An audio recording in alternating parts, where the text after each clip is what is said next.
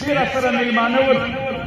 ناوخته پورې مې د ټویټر کړی شهید خلیل الرحمن حقاني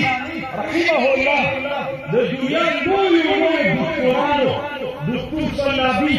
د نن عصر د اسلامي امت یو له لویو علماو نه ده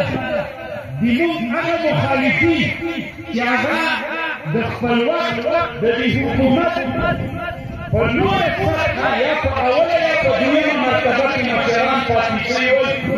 هغوی د خلیل الرحمن حقاني د شهادت په نوم باندې تسلیات یې د دوی کورنۍ ته وړاندې کړي وې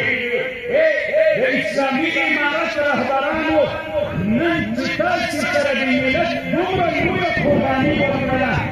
دومره شهیدان منځته راغلل نن به تاسې د دغه ملت د غوښتنو سره سم